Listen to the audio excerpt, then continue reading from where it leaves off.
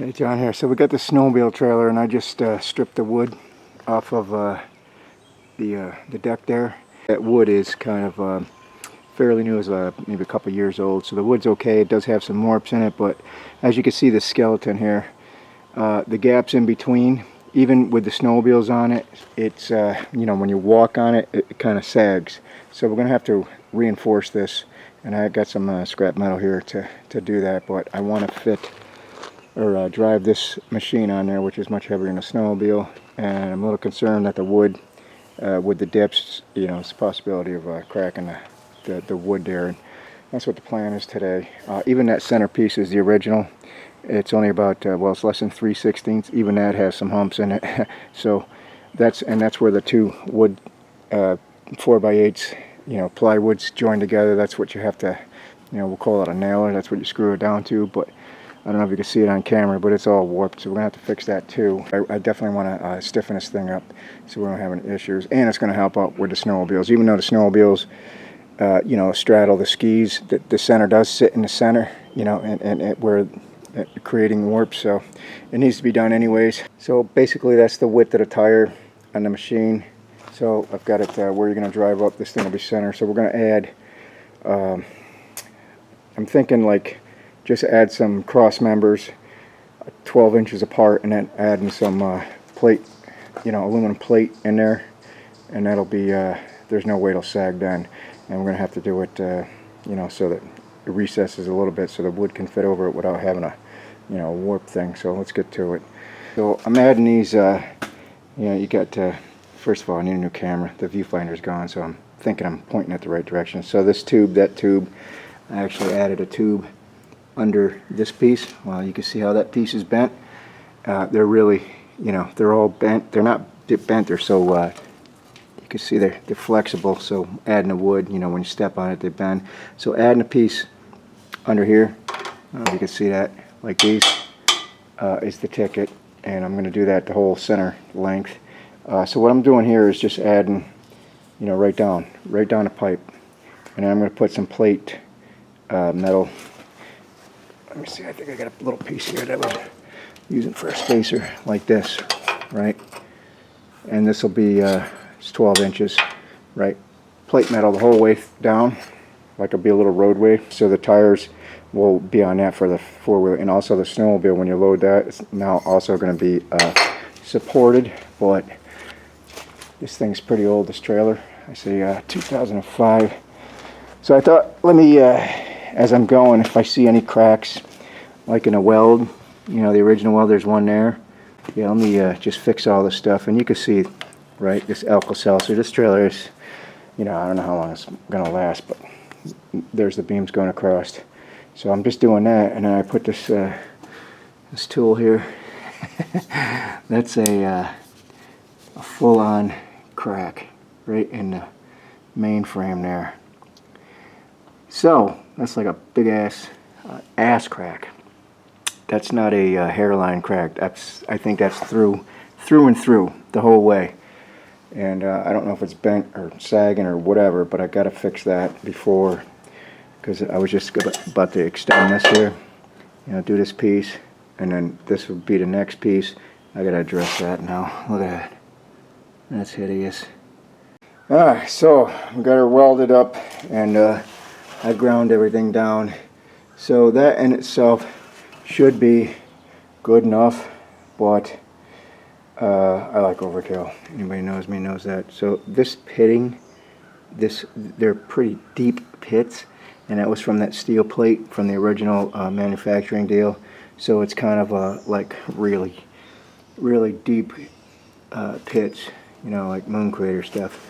So I'm not happy with that, and what I'm going to do is reinforce all this with new aluminum, because I've got plenty of scrap metal.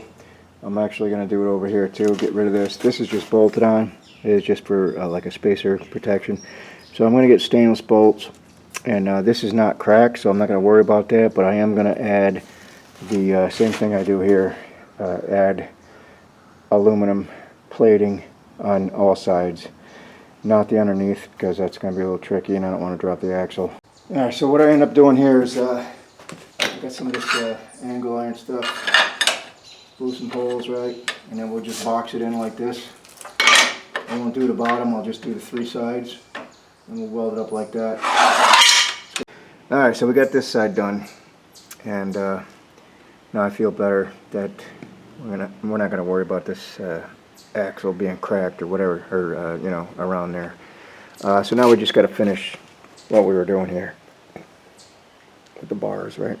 Just making a 12-inch avenue for our tires on the ATV, and then do some plate metal. Call that reinforced, yeah. Alright, so now that the main frame is done, I cut all these pipes out and labeled them up because you know, I'm going to be moving this thing around. Each pipe is kind of a different length as far as this goes. It's different length here, it's different length there, different length there. You know, the way they built it.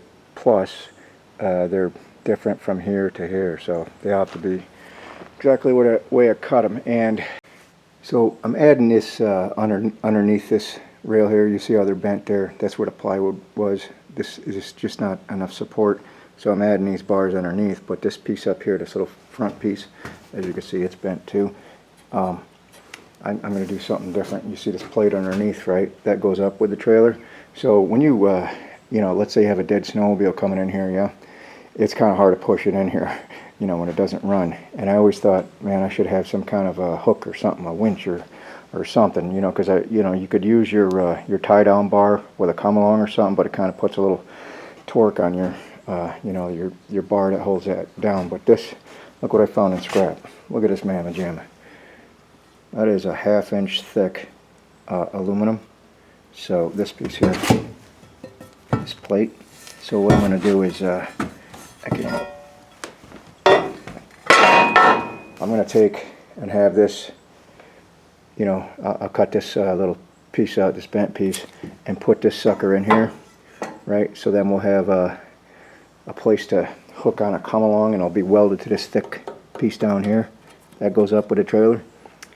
Alright, so we got all the bars on. Now we just got to make our little strips of plate metal. Alright, so I got all the pieces cut up and just laid out there. So let's get this thing welded up and call this part done. Yeah, it's almost there. So we got the last piece of the puzzle. So I cut these pieces off and shaped it up and put a little ring on there, stainless ring. So now we can pull something up with a come-along or something. So, and this is just going to fit in here like so. We'll weld that thing up there, and then we'll fit the plywood over it.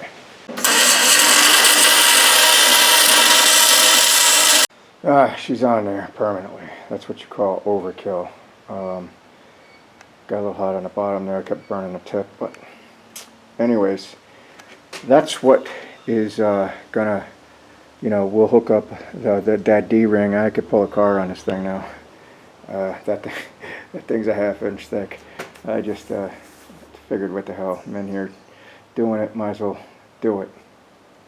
Yeah, so my next move here, so I got some of this ice and water barrier stuff, that sticky stuff, and this is flipped upside down, but I went ahead and, you know, because this is going to be, once it's flipped over, all the road stuff's going to be hitting it, so I think that'll help protect it. So I stuck it on there and also stapled it down where all the seams weren't going to be, where it's not going to move anywhere once it's flipped over, and all these seams are, you know, it's going to be laying on it. In other words, every seam that I have is going to be underneath something, so it can't go anywhere, be pinched in there. Moving in. So attach some wood, 3 pieces of wood, screw it down, and what's left? I gotta do some like tie downs, D-rings. Bought a bunch of like places to tie things down.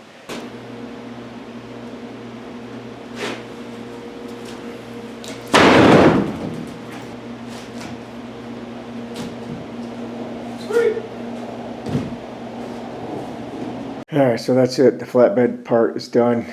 We're underneath is done. Everything is done. I added these little cleats here for my side-by-side, but we're gonna have to add the snowmobile, you know, runners and all that, and the track, and you know, the stud mat and all that crap.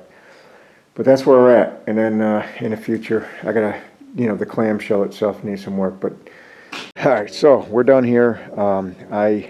It's been a minute or two since where we left off. I had the plating in and all this and the wood put on, and I got back to it maybe a month later, and here's where we're at. So I put the snowmobile tracks on and the mat, or the traction guide there, and I did put the D-rings in there for the side-by-side, and that red line is just for when you pull the machine on. So you got sort of a guide. It's the outside edge of a tire, just guided up there. So this piece here that we added, that big honker, I originally thought, well, we could pull up come along, like a snowmobile, if you're, or anything that it doesn't work, you can cinch it up there, but it actually works. It's a dual purpose.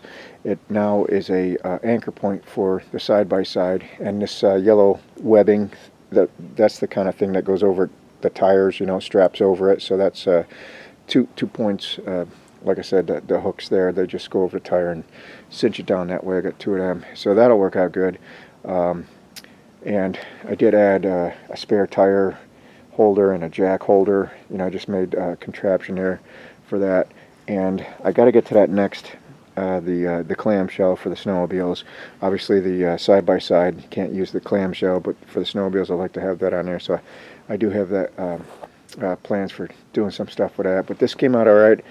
I did add a new axle on there, because it turns out my axle was wearing out. It was bent, or something was screwed up with it, where I was wearing out tires too quick. And I did add electric brakes, so that might be an upcoming video. I did film it, but I just wanted to show the end result here for this, making your snowmobile trailer kind of like a hybrid. That'll with the two tracks in there now.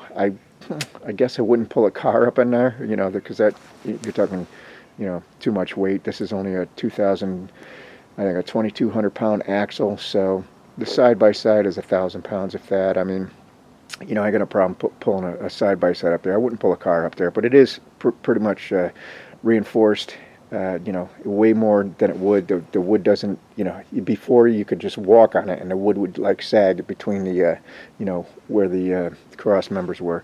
But now all that other metal added, and plus the plate metal, we're good to go. So anyways, thanks for watching. I'll post some other stuff about this trailer, but thanks for watching this video. We'll see you next time, yeah.